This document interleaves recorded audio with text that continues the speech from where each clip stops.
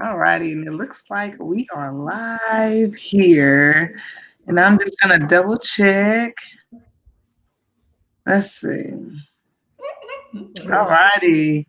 So, hello. Hey, Miss Welcome to Tina. Made in the Dugout. Aw, thanks for having us. We're happy to be here with you. It is a pleasure. So first, oh my God, I was sitting here thinking over today. I was like, I don't think I've physically seen them since New Year's Eve or New Year's 20, like right going into 2020. Yeah, we left February, Wow. so nobody's seen us since then. I know, right? Like I've been keeping up with you online and I'm like, oh my gosh, like you guys are like, you're fueling a fire in me that wants to just travel the world. So I'm like, okay, okay. I'm so That's excited. our goal. Like, we love this so much, we think everybody should do it, literally. Oh my God, I'm taking that one to the bank because I've been thinking about it. Yes. So we'll jump Everybody right should into go. it.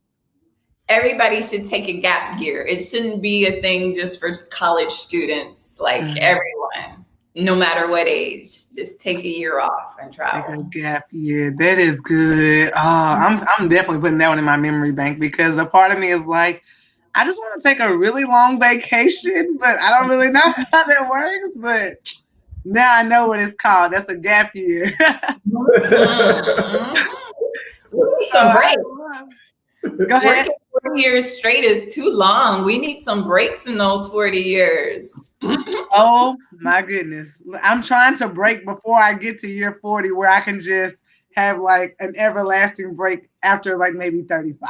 That's what I'm Oh, shooting okay. for.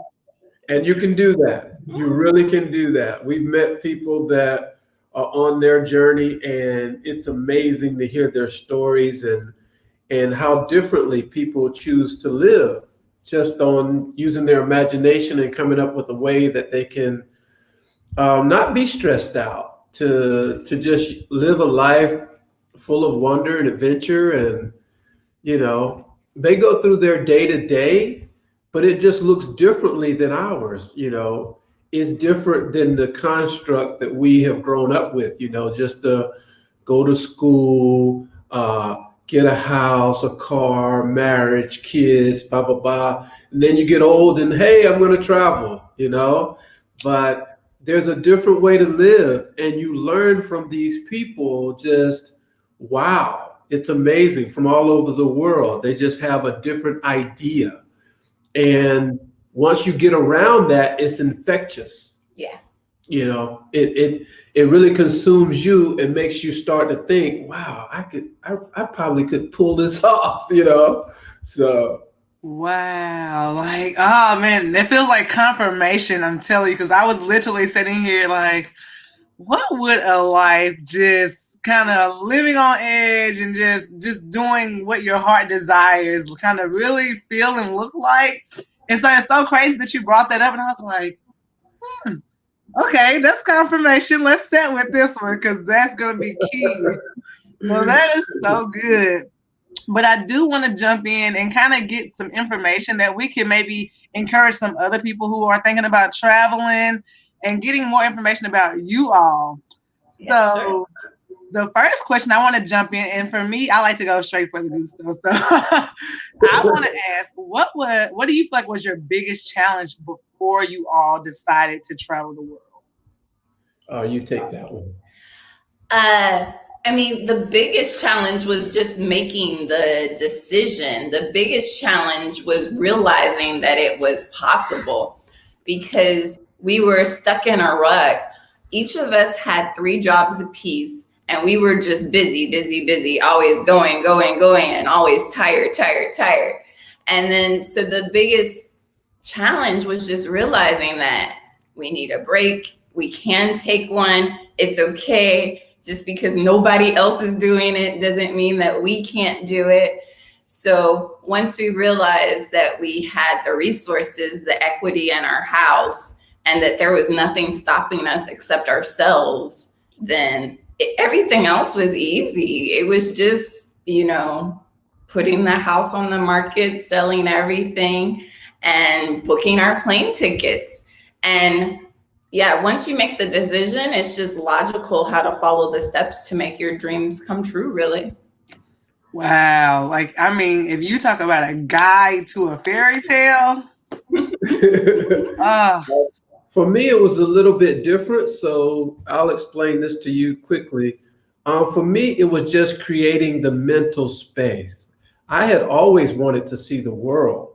I just wanted to see it in my way. And when you're working 3 jobs, as we were, of course, you remember, we were doing the salsa dancing business. Kendra owns an online business as well. And I was doing real estate along with, we were both doing research. She was working at Vanderbilt University at the time, and I was working for a global firm. We were just working our tails off. And that was not without consequence. There was a lot of stress to that as well. But it did create a really nice income for us. I was struggling to pay my student loan, which was the only debt I had. So these things, we were working really, really hard. So I don't want people to think that, okay, maybe they're rich and they just, right. that's the idea. It looks that way, and especially over here, it looks that way to many people. It's like, these guys must just be rich or something. I don't, so it can look that way, but that's not our reality. So, but it really, for me, it was just creating the mental space, because many times what we don't take stock of, and I speak for myself, but I'm African American, we don't take stock of just the idea that it takes time. Your mental space, it takes time to sit long enough to think about. We're so busy, you don't have time to think about the life, because you're dealing with your kids, you're dealing with school, you're dealing with work, you're dealing with bills, you're dealing with job. So that's all intentional. That's the wheel. That's kind of like the guinea pig wheel, where you just right. You're treading water to stay above this. You're trying to survive. Basically, you're in survive mode, right? So you need mental space, because when you can back away from everything, you start to think differently. You start to use your tools for your own journey. And Kendra and I, we were taking about 3 or 4 international trips a year by this time. We would take 2 weeks at a time and we would go. This was our plan, and we was using the money that we were working together to go off 2 weeks at a time to different places: Italy, Spain, France, wherever, right? So we just said, man, I feel better when I'm ex-US. I feel less stressed. I feel less harassed. I feel less fear when I'm outside of the US. How can I make this feeling last? Mm-hmm. So I needed the mental space to just say, man, if I could redesign this life I've created, what would it look like? And so that's, for me, those were the wheels that were turning in my head. And these were the visions I was creating on my vision board. When people said, man, you're crazy. My vision board had pictures of places all over the world and travel and this and that. And so I was working on my mind, as I was meditating and different things. And so it just started to happen, and that's the thing. We ask the universe for something, and then we step back and accept it. The universe will start working in your favor. So if you don't reject it, the universe will eventually start working in your favor. Oh, wow. I mean, I'm over here like mind blown. Like, that is so good. I mean, like, I feel like my inside is just rattling. It's like, yes, this is for you. Take it, take it, take it. You both said something really important there. You both, Kendra also stated about, having to get her mind just kind of in the place of like, okay, we're going to do this thing. And then you also stated about, you had to do a lot of mental work. And, and then you also stated about, you feel less fear when you're US. could you kind of go in a little bit more on what that fear kind of was, what you feel like that fear kind of was for you? You know, Let me handle that one because okay, so I'm going to start with this because it's very important to me, and I talk to my family about this all the time. What we don't realize being inside the US, and you saw this last year, and I'm not going to get into the big thing, but you saw this last year with Black Lives Matter, right? As an African American person in the United States, we grow up with these standards or so called double standards our whole life, right? You come to expect and come to see certain dynamics your whole life and they play out. And I feel like a lot of people are just now waking up to that, but we've been dealing with this a long time, right? This yeah, this this has been generational for us. What I mean by that is there's a lot of pressure and stress that a lot of African Americans feel.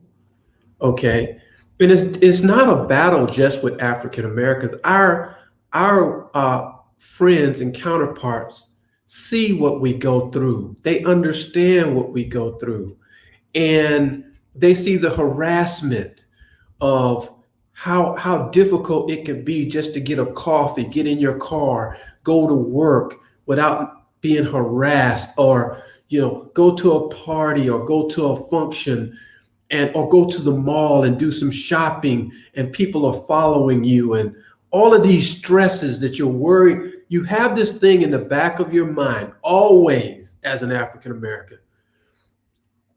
It's harming our health. Those stresses put a lot on us in our health and everything else. Those fears and those things we have to keep in the back of our mind, right? They're on the back burner that this thing could easily flip a switch and our life could be in danger, right? Right? absolutely.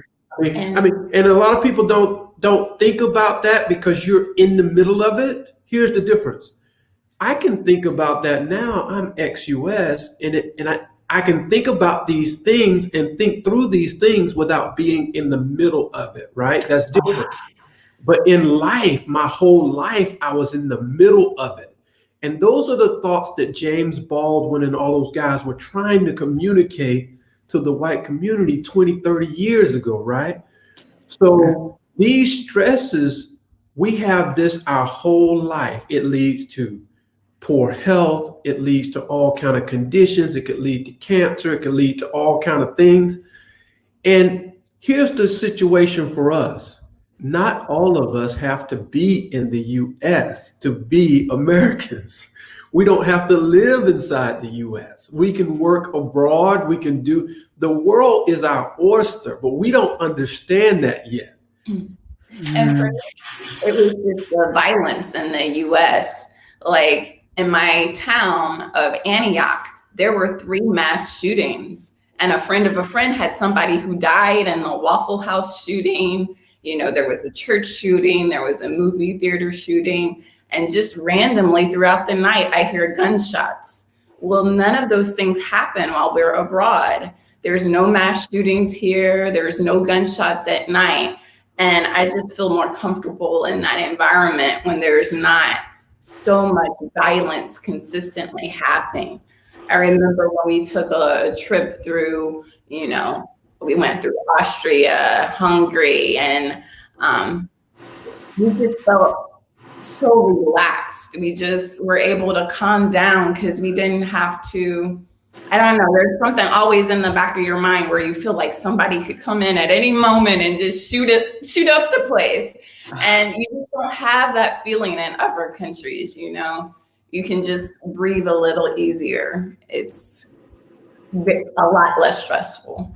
And when I tell you I can relate to that, like that makes so much sense in the way that you both just broke that down. Because even whenever I'm out traveling, I feel the exact same way. It's like I can be somewhere else and I'm like, oh, I feel a lot more comfortable being here than I did being at home in the rural Tennessee area, And so it's like, wow, when you think about that, a lot of us do hold ourselves back from actually living that kind of life. And like even like you were mentioning as far as like Jane Baldwin's and Maya Angelou and all of these people, they they moved abroad. And that was, and like, I'm thinking about it. I've read a lot of their books, and it's like, oh wow, that was always the changing point for them to like see Yeah. different perspectives, even down to Malcolm X. He he talks about that where he had like a different perspective shift when he moved abroad. Exactly. And that's Exactly. crazy. Like that was actually one of my questions was to go into, do you feel like, you had a shift of perspective? But I mean, you all have like been tackling these questions. It's everything. And when we watch the news now from here and we're looking at it like almost a science experiment of what's happening in the US since we left, and we're like, we saw all of this happening, but it's not like we didn't even have words to describe it really. So it's just like, we just have to quietly leave. We just have to quietly step back, because we felt like if we tried to explain it to our community even, that they wouldn't understand why we wanted to leave. It's like, America's the greatest country in the world. That's what we've been programmed to think. So it's like, let's just quietly go. Let's not, we felt like we didn't have the energy, the strength to try to tell somebody, well, no, these are the reasons that we're leaving and they're quite valid. It just didn't seem like they were ready to hear them. Yeah. Oh man, I'm over here like eating this up. Like you don't know how much I am eating this up because I love to travel, and I realize like here in my hometown, there are so many people with like their brain does not hold the capacity to think to this level, right? Of like that you can have this much freedom and you can travel this way and it's safer to travel. Like, we get a lot of people saying, well, we don't know if Black people can travel here, or, if it's safe for Black people to travel. And so, like, just listening to you all, it's like, well, you can throw all that out the window, unlearn and relearn, like right now. Yes. And you just mentioned that, and now I'm gonna hit on something with that. We're told that a lot, especially when we're younger. We're told that a lot about travel, right? So a lot of people live in the same communities. They never leave. They may travel around the United States. They may never go abroad because it's not programmed, but it's unintentionally put in your mind. It's a planted seed in your mind that our only world is the United States. And I want you to understand how critical that is, right? The United States needs a workforce, right? We're taught this growing up, high school, college, whatever. United States needs a workforce. United States is based on that. So even when people come from abroad, China, Japan, whatever, and they learn their education in the United States actually try to keep them. They don't try to send them back. They want to keep them and make those people citizens because they want that technology and that education to stay in America. And America offers some really great things to folks to make them want to stay. Okay, these freedoms, these so-called freedoms we have, right? So I want you to understand something. We are told these things over and over and over and over. If we're told something for about a week or two, we could come to believe it. But we're told these things our whole entire life. And it's not necessarily true, okay? But it's been planted in us. As a matter of fact, I had this conversation before I left the United States with a dear friend. And I still have this conversation with him today. And he knows who I am. So when he sees this, he's going to know who I'm talking about. Okay. When I told him I was leaving the United States, he said, "Oh, you have a business." And I do. I've been very fortunate in that I owned a business. I was fairly successful. It was growing. It was thriving. It made money, this kind of thing, right? You have a business, you have this, you have that. Why would you leave in the middle of all of that? And America's the best country in the world and blah, blah, blah, blah, blah, and the whole thing, right? Now, he's a good friend. And he understands a lot of my history, okay? Because we've had these conversations. But he's also a white person. Okay? I I love him and he loves me. And there's no question about that. There's nothing between us. We are like brothers in my mind. Okay.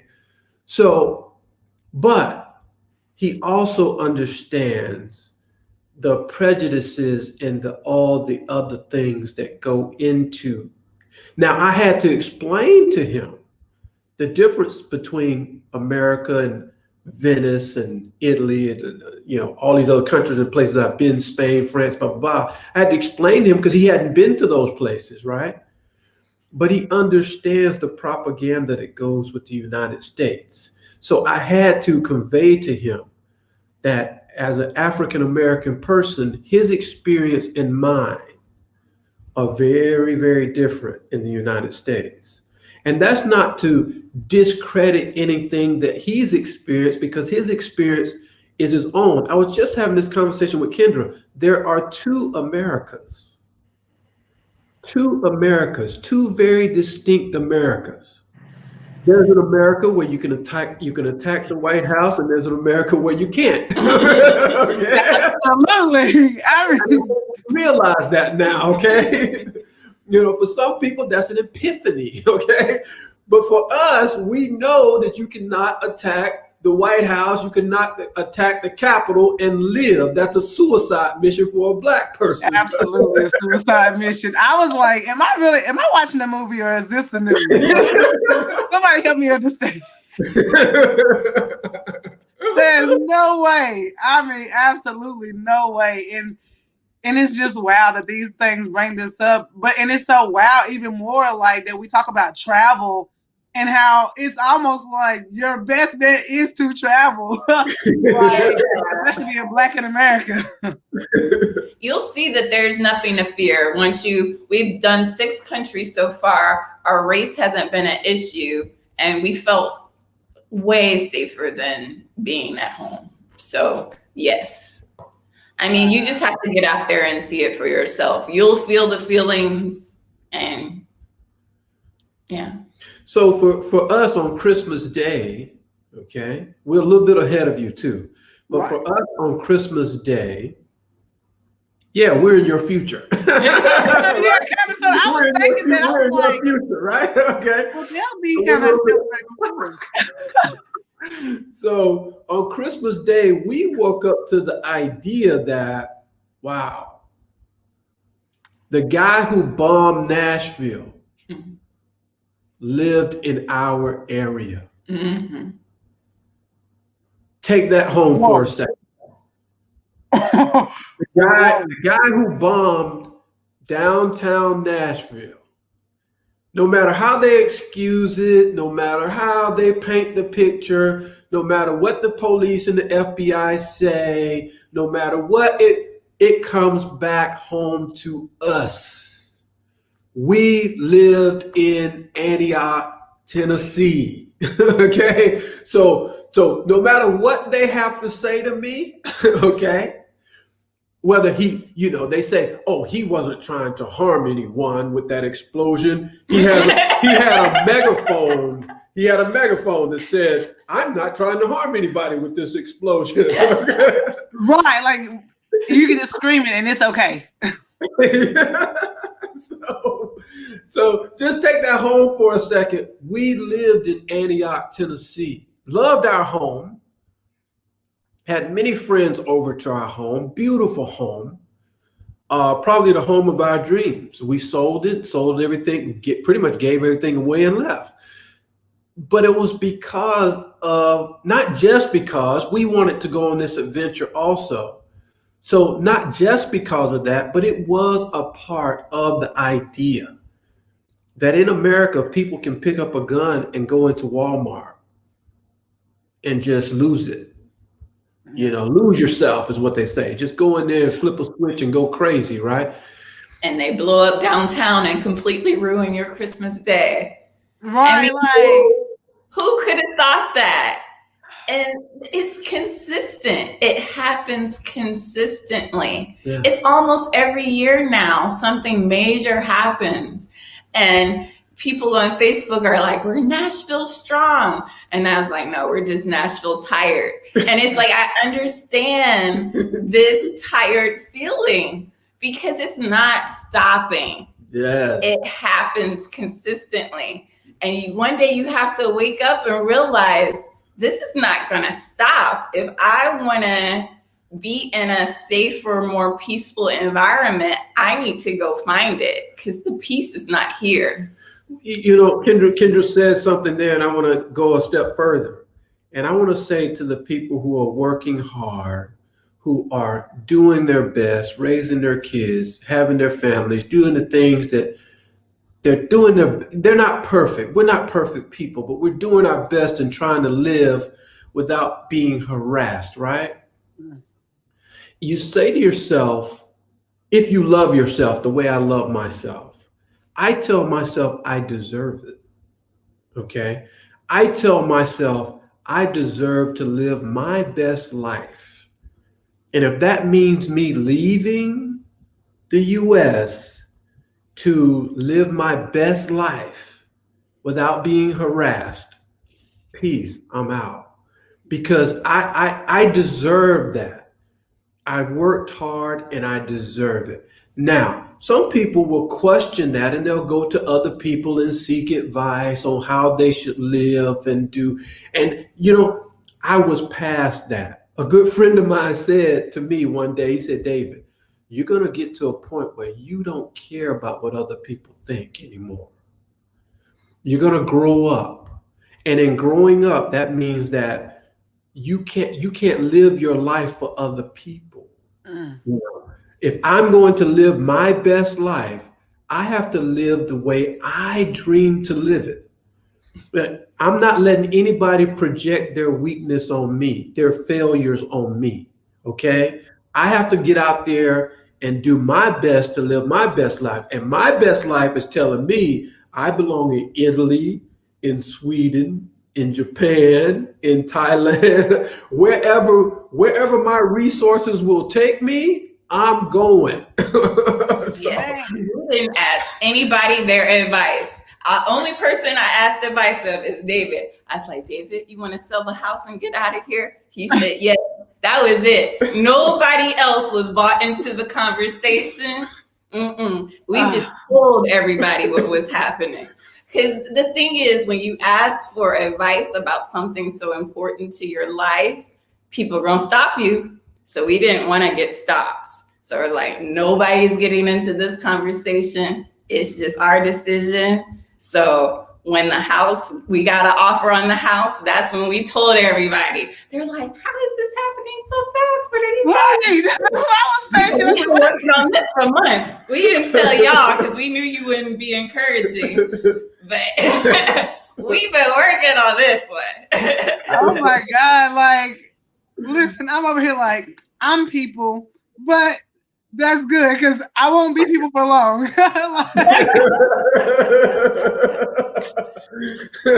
Oh my God. Something out of the box nobody else is doing. You can't ask anybody for advice because they haven't done it. What advice can they give you? They have no experience. So we're like, they've never done this before. So there's no need to, bring this to our friends and family. We're just, if I was going to ask for a tip of the day, you just gave it. And I mean, that is a major tip of the day, is to just keep folks at your business when it's about you and your journey. Like, yes, absolutely, yeah. That right there is hot fire. Like, I am over here like eating this up. Oh my gosh. So far, you say you've been to 6 countries. Mm-hmm. Which would you say maybe was your favorite? Ooh, that's a good one. The one we're in right now, Thailand. Okay. That's true, actually. Yeah. We were here last year, and both when we traveled last year, we went to Thailand and Austria. And being in those 2 countries are what inspired us to realize, we could live abroad. I've been to a total of 25 countries so far, but Thailand and Austria were the first 2 countries where I was like, I actually feel comfortable enough here that I would want to live here. So like I've been to, you know, the standard, you know, London, Paris. I was like, I don't want to live here though. So it's like you really have to go to many different countries to see like, this is an actual possibility. But so this year we went to Indonesia, Singapore, Cambodia, Malaysia, Vietnam, and then borders closed. So we had to change our itinerary, and we decided to wait out the pandemic in Thailand because we had such a good experience here. And we were already thinking that this was someplace we could live permanently. So we're like, we're just going to be here 30 days, 60 days. And then we wind up being here a full year. But our gut instinct was that we could live in Thailand last year. And that's wound up to be true. We've been very happy here. It's very peaceful. Everything that we sensed was correct. So when you follow your intuition like that, it's so refreshing when you prove yourself right. So even once we continue our world tour, our goal with the world tour is to see 100 countries and decide where we want to live permanently. So, because like I said, every country is so different. You can't just assume what it is. You have to feel it for yourself.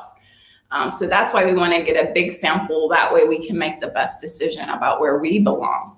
Yeah, and what Kendra just shared right there, just to give you an idea of how powerfully we felt the attraction in Thailand, was that we weren't even, it was not on our plan to come here. Mm-hmm. Wow. We had been here last year, the previous year, we had been here. So we took a small snippet of each city because we did a country tour of Thailand.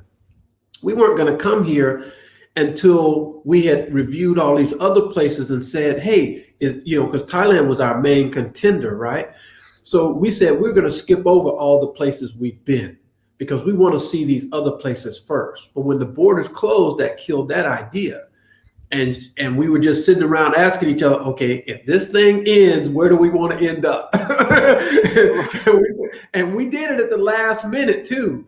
And fortunately for us, we got into the kingdom. And it is a kingdom. Okay? they really have a king. Okay? Wow. They're serious about that. So we are here at the auspices of the king. Yes. And we are happy about it. Thank you, King. Because this is one of the safest places in the world right now. Okay. And we didn't have any idea about that. But that was, it was instinct bringing us here. And so many people we've met from around the world have been so grateful.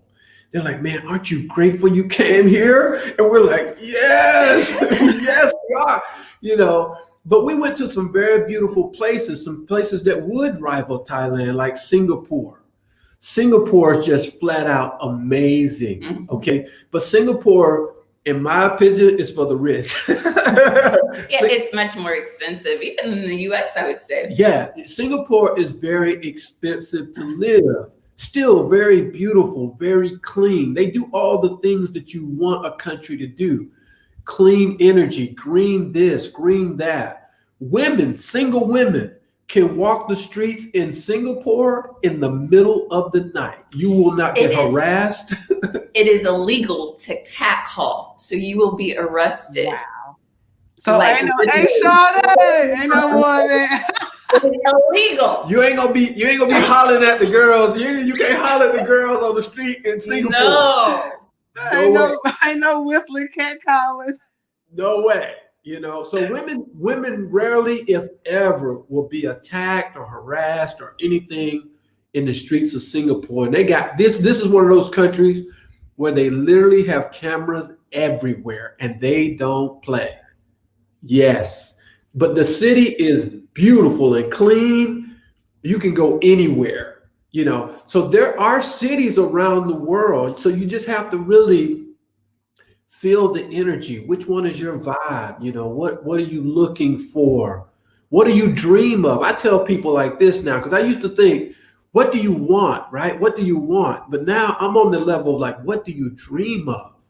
Because what happens is This world will allow you to have your dream if you want that. So what we want sometimes is, okay, what we'll accept. You know, I would love to have that, right? But I can settle for this, right? No, I tell people what you dream of, what you can barely fathom in your meditation and in your mind, right? The world will give you better than that if you ask for it. And if you have the right heart about it. It's powerful. It's powerful thinking. It's we meditate almost every day now, but I'm telling you, it's powerful thinking. Yeah, I've wanted to travel full time for my whole life, but I didn't know how to do it. And I kept on thinking I had to build $1 million company in order to make it happen. So I was working 3 jobs. I'm like, I'm going to make this $1 million company and then I can afford to travel. And then I realized you don't have to be rich to travel. My rent here is $350 a month. Exactly. How many people in the US would rather pay $300 a month? Not even people in Arkansas, Kentucky, or Mississippi. Yeah, the beach is right down the street. And here's the thing. We live in the lap of luxury. There's a lady who comes and cleans our apartment every week. I couldn't afford cleaning back at home. So now I don't have to clean my home. You know, my rent is so inexpensive. Food is fairly inexpensive. So it's like I have so much time to think now. And part of the reason that we even came up with this idea is because we started to meditate, started to make time to find peace and to really think about what we want. And I was able to realize, well, crap, I had the resources I needed to make this happen. I had to think differently because normally people don't think to sell their house, to sell everything. But you might already have the resources you need if you do liquidate and sell everything. Right. Wow. And that's a path that worked for us. There are other paths also. We have friends who own property in the States or in Europe, and they rent those properties, but they don't live in those properties. So they're traveling off the income they're making back home. We have several friends who've done that. We have friends who teach online, teach English online and different things like that. People are virtual assistants. So they just work helping companies online. And there's some, who else does? I think those are the main ones. English, virtual assistants, and just renting out your property at home and living off your property. So, and a lot of just are regular expats, which means that they're from a different country. They got a visa to retire here, and what they live off from their savings or whatever else, they can just retire here, and it's so much cheaper than living in London or US, or so they can afford. Like I have a friend back in the States. When he retires, he basically still makes about $5,000 a month off pensions, savings, and all this other stuff they get from retirement. He makes that from the U.S. no matter where he's at in the world.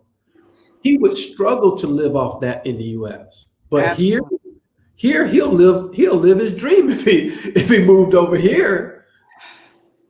It's just a different thinking. It's a different mindset. I mean, I'm honestly over here like truly mind blown because I'm like, okay, now you speaking my language. Okay, what do I need to do? Teaching English? Got that. Got that. Like, okay, Tia, what are you doing right now? Like, it's time to pack the kids up and let's go.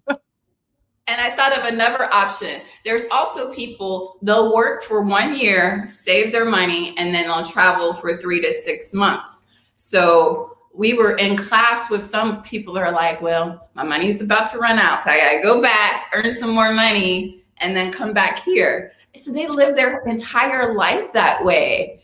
And if you think about it, it's good in a way because you're only working one job for a year. And it's actually easier for you to climb the ladder because you're trying to go back and get a higher level job than when you left. You're not trying to stay the same for years at a time, or like always trying to grow. So every time they go back, they're getting a better income even because they're not trying to stay in the same job for 10 years, you know? You know, our travels also educated us because we would meet people on these group tours. Like last year, we met some young ladies that were they just finishing high school or just finishing college? Finishing college, yeah. They were just finishing college. They were best friends and they had saved up their money. Their parents allowed them to just travel the world until their money ran out. And that's something you don't think about either. You can travel literally until your money runs out. Getting a job is not that hard in the grand scheme of things, at least when we were there. I don't know in the current COVID situation, but they had no fear that they wouldn't be able to go back and get a job and earn more money. I feel like a lot of times people have that fear that if I lose this job, I won't be able to have another one. But some people just don't have that scarcity mindset.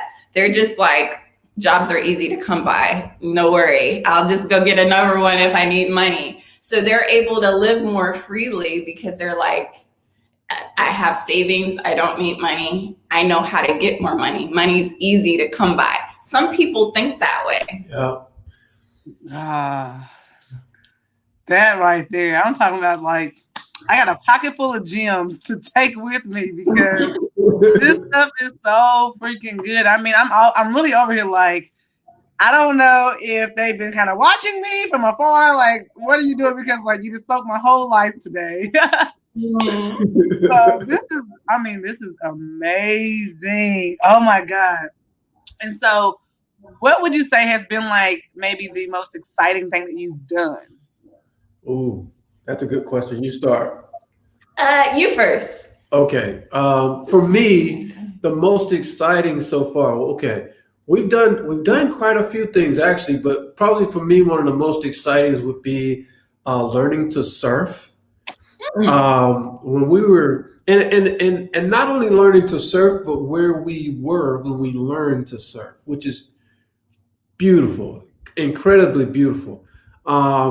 We learned to surf in Bali, and we picked the surfing community to live in for about a week, and we took lessons there. That's something I'm hoping to build upon here, because there's a city that we recently went to in Phuket where they actually teach surfing lessons. So I would like to get better and actually, because we took like beginner courses and I really loved it. It was exhausting. Okay. But I really loved it. And I'd love to get better at surfing. Surfing is just, to me, so cool. It's such a cool thing. And we both learned how to ride a surfboard in Bali. And that was really, really cool. And yeah, 10 years ago, I never would have thought I would even like surfing. I'm not even a strong swimmer, but we were in Savannah, Georgia, and we saw this family out on the beach surfing, and they looked like they were having the time of their lives. And I got so jealous. I was like, I'm going to try that one day, see if I like it. So we were in Bali, we tried it. I was like, I actually like this. This is exhilarating. Yeah. So I agree with David. That was one exciting thing. And for me, I always wanted to go to Malaysia. I saw a commercial for Malaysia when I was studying abroad in Tanzania. And I was like, I gotta go there. And I don't even know why. It was just a calling. And when I finally got there, and we were at a cultural dance performance and they got people to come on stage, I was practically crying because I was doing these beautiful Malaysian dances with Malaysian people. And I just felt like I was home. So, because I'm a dancer, so dance is... I can only imagine. I was like... Yeah, they called her on stage. They called her on stage on that one. Yeah. So I connect to places through dance. So if you physically have me doing your dances, I'm on cloud nine. So to me, usually my best experiences in countries are when I dance the local dances or do something like that. Oh yes, that's good. And I'm over here thinking, like, when you said the surfing, I was like, well, I don't know if I'm such a strong swimmer, But then I We was like, okay, well. Yeah, we actually took lessons. I grew up swimming, just for recreation, whatever, but I wasn't really taught to swim. Kendra had never swam. We actually took lessons in Belmead. Before we left, yeah. Before we left, we took several weeks of lessons to practice swimming. And then when we got here in different places, we would swim in their swimming pools a little bit. And so we've gotten better. We're still not super strong swimmers, but it was really neat to finally try the surfing and do those things also. Yeah. And the last thing for me would be exciting is that, we dance salsa, we dance kazumba, and my passion has really become kazumba. As you know, we used to dance together. I love it. When we went to a salsa congress not too long ago in Bangkok, as you would imagine, huge city, beautiful people, beautiful culture there. So we went to Bangkok. And then they had an after party, and Kendra felt tired, so she went back. And then me and one of the guys, we went to the after party, and we took a taxi. And their taxis are scooters or motorcycles, right? So we took a taxi over to this place, and it's literally in the middle of the night in Bangkok, riding a motorcycle over to a party. To me, that was so thrilling. It's like you're living in a movie. Yeah, like seriously, like Hangover, right? We're in Bangkok. Bangkok is like a giant New York, right? So you're just zipping through this city, back and forth, and they're going, and you're like, and usually when I'm on a bike, I'm the one driving, so I can't really look around and see. But I was the passenger, so I'm looking around, and I'm able to see at night and see all these lights and see everything. And it was just, oh man, it was thrilling. The whole thing was just incredible. Oh man, that gives me so much life because I can only like visualize that, like what it would really look like and feel like. That is like. I wish I had filmed that. I filmed everything, but I wish I had filmed that moment because that moment was just amazing. Yeah. Oh man, I've been following you all's journey, and even like with the dance, and I'm like, oh man, like this is everywhere. This is like amazing. Like, at least I got the basics. At least I got the basics. And that's all you need. And that's all you need. All you need to have a good time. Yeah. Oh my God. So I'll go ahead and I have like just closing questions, and I try to throw in like some fun questions in the end. Because I mean, you already gave us all the gems, like really great traveling tips, especially traveling tips with being Black in America. Like we have all the gems. So my fun question is, for the both of you, are you gonna have a sing off or a dance off? Oh, come on. I didn't know for you two, because all of you are there like doing What do you say? I'm down. That's awesome. And what are you all recently binge watching, or if you're watching any TV? Oh, yeah, that's a good one. We just finished watching Lupin. So it's a French show on Netflix where he's like a thief, con artist, and it's just fascinating. Totally worth binge watching the whole thing in one sitting. So I just watched Lovecraft Country, and I'm over here like, okay, like this is all like kind of whoa in my head, but it was worth binge watching as well. Oh, okay, gotcha. Yeah, I need to check that one out. We're watching this clone show. What is it called? Oh yeah, Orphan Black. So Orphan that one Black on Netflix as well. It's a clone show. Yeah, it's about clones. Not the government, but a corporation creating clones and the problems with the sicknesses they cause and them fighting amongst each other. Yeah. Oh, that's good. Very involved. It's like a 6 seasons. So we're in the middle of season 4. It's like, we got so long way to go. Well, at least we have a lot of free time. Yeah, Yeah. I'm a Star Trek and Wars person also too. So I just watched Star Trek Discovery, Mhm. and I love them having. I've always loved those shows, but just the science fiction and all of the, the aspiring technologies and all the Jetson type stuff, So it's really interesting. I always love those shows. Oh, you would definitely love Lovecraft Country then. Like, I was like, at first I was refusing to watch it because I thought it was scary. I was like, I saw the little girl memes and I'm not watching it. But I finally sat down and watched it. And I mean, like from like a history lesson to the Jetsons, like, but it's around Black people and like just the growth of family, even witchery and, also like, just Christianity and just the whole thing. And I was like, this the whole time to the movie because I was like, I cannot take my eyes off of this. And now I'm like, everybody should watch this because it relates to a lot of the things that, we even talked about here today. Yeah. So, yes, it was super dope. But you all, it was so good to have you all here. Oh my God. Like, I am like, thank you for having this me has on. been nice. It was a pleasure chatting with you guys, with you, Tia. It was good to get that all off our chest as well. It's very therapeutic. Yeah, man. We have to talk. We have to talk about these things. We have to, I talk to my friends on Facebook Live and different ones, and sometimes it's structured and sometimes it's not. Sometimes I'm just sitting at the beach having my coffee and I'm thinking about what I've seen in the last days, and these things come to my mind, and I have to share them because no one can share my story but me, right? I have to share them because I have nieces and nephews that are watching me around the world. They're watching my travels. They're watching how I conduct myself, how I interact with the world.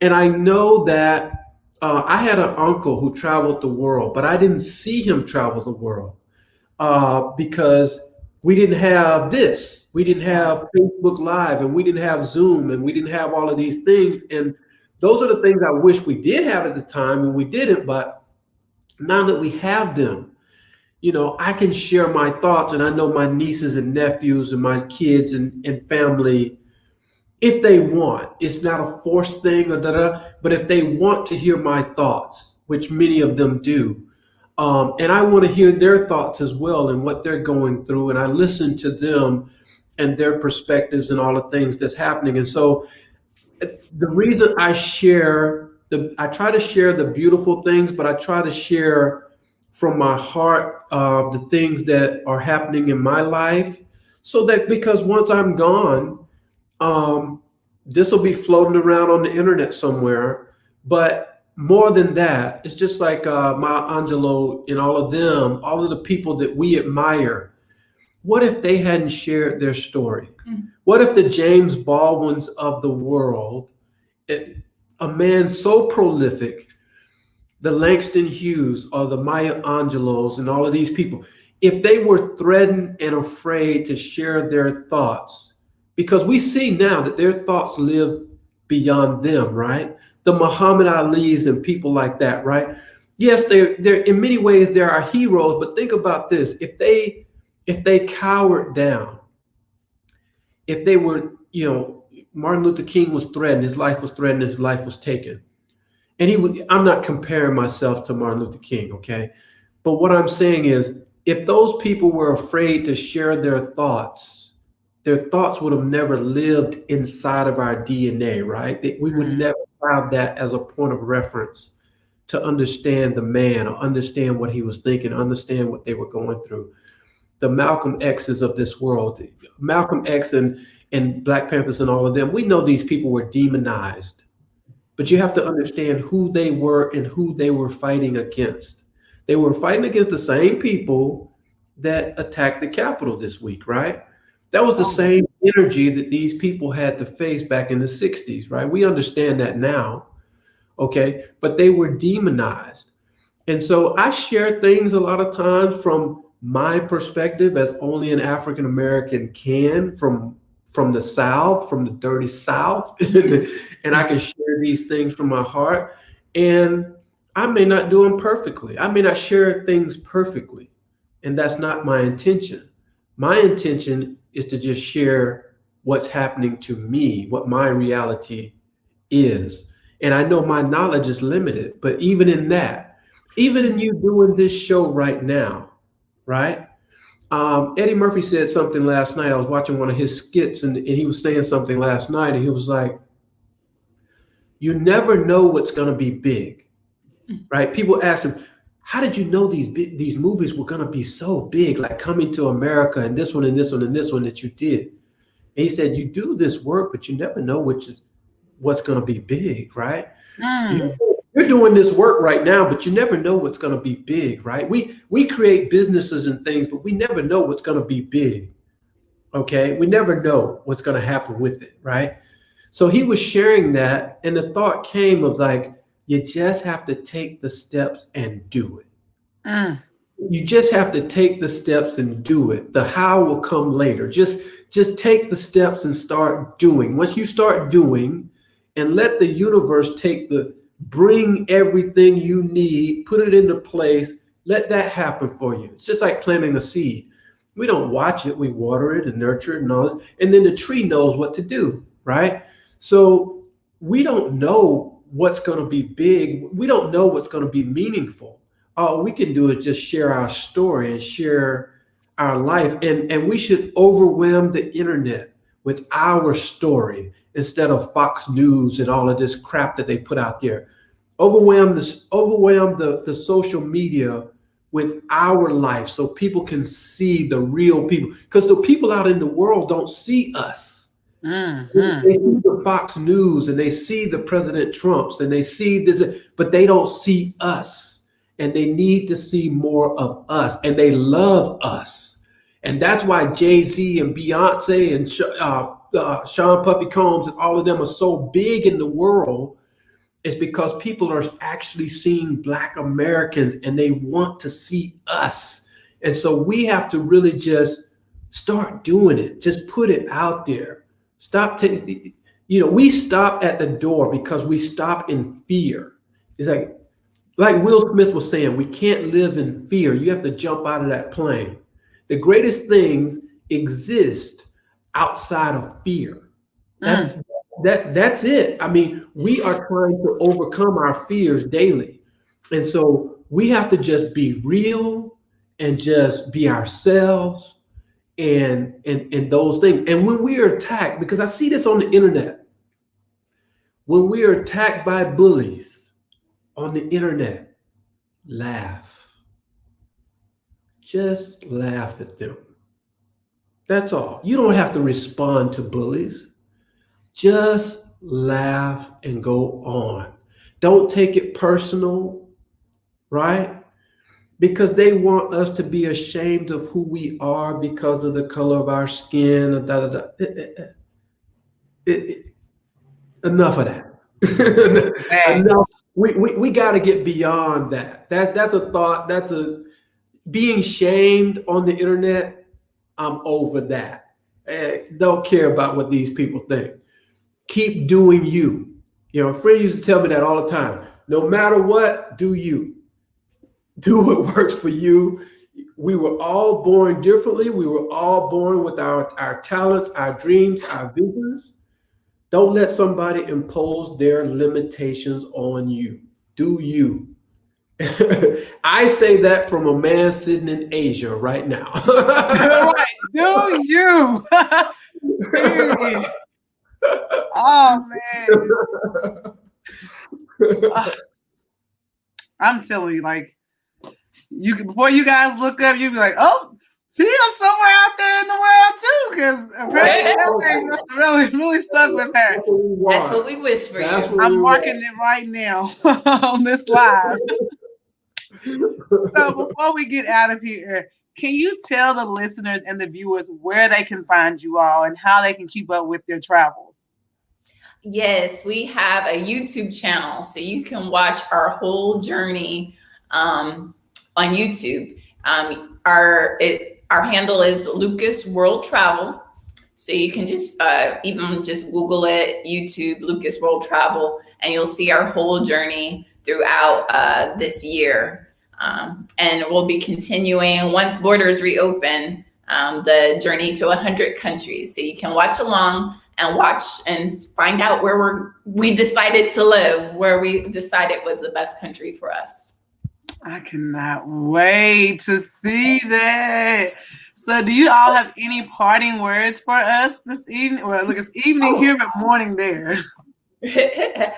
Any parting words? Oh, and yes, so we're on YouTube, Facebook, and Instagram. So you can follow us there. And just that we encourage you, if travel is something that you're interested in doing, just start looking into it. Start planning small trips.